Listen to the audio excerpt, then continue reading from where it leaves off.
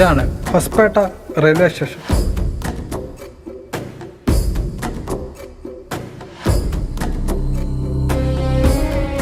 ഈ കാണുന്നതാണ് ഹൊസ്പേട്ട bus stand. ഇതാണ് ഹംപി ബസ് സ്റ്റാൻഡ്, ഒരു ചെറിയൊരു ബസ് സ്റ്റാൻഡാണ്.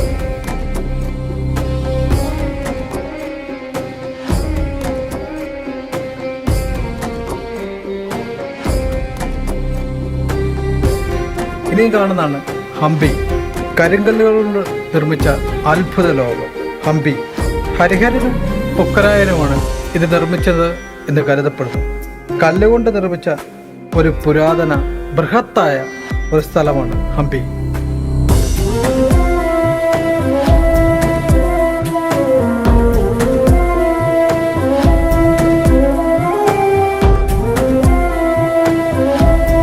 ഈ കാണുന്നതാണ് ഒരു ഗണപതിയുടെ ക്ഷേത്രമാണ്, ഒറ്റക്കൽ തീർത്ഥമാണ്.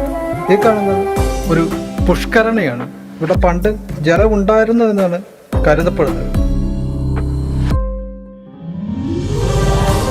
ഇത് ഒരു കൃഷ്ണക്ഷേത്രമാണ്. കല്ലുകൊണ്ടും ചുടുകട്ട കൊണ്ടുമാണ് കൂടുതലായിട്ട് നിർമ്മിച്ചിരിക്കുന്നത്.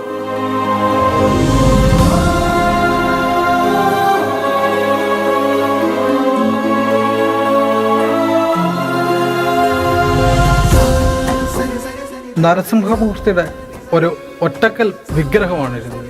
അതിമനോഹരമായ ഒരു സ്ഥലത്താണ് ഈ അമ്പലം കാണപ്പെടുന്നത്.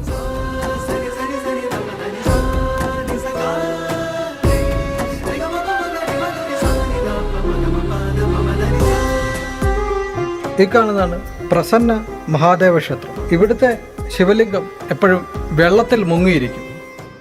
ഹംപിയിലെത്താൻ പല മാർഗങ്ങളുണ്ട്. കേരളത്തിൽ നിന്ന് പറയുന്നത് എളുപ്പം എന്ന് പറയുന്നത് ബാംഗ്ലൂരിൽ നിന്ന് എന്നും രാത്രി ട്രെയിനുണ്ട്. അതുപോലെ തന്നെ അവിടുത്തെ KSRTCയുടെ ബസ്സുണ്ട്. രണ്ടാമത് മൈസൂരിൽ നിന്ന് ഷിമോഗ വന്നിട്ട് നമുക്ക് ഹംപിയിലെത്താം. അല്ലെങ്കിൽ മംഗലാപുരത്തു നിന്നും ഷിമോഗ വന്നിട്ട് ഹംപിയിലെത്താം.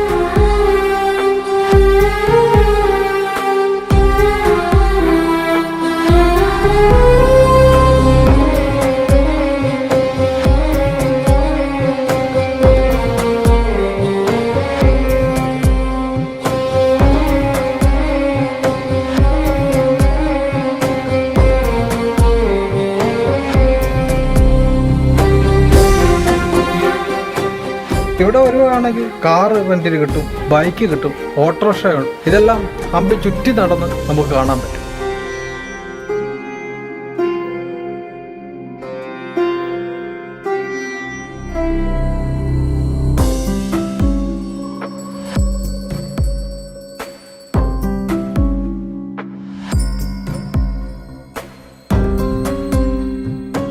ഹംപി കാണേണ്ട തന്നെയാണ്. കല്ലുകൊണ്ട് നിർമ്മിച്ച ഒരു അത്ഭുത ലോകം തന്നെയാണ് ഹംപി. ഇതാണ് ഹംപിയുടെ മാപ്പ് വരുന്നത്. 12 കിലോമീറ്റർ ചുറ്റിക്കിടക്കുന്ന ഒരു ലോകം തന്നെയാണ് ഹംപി എന്ന് പറയുന്നത്.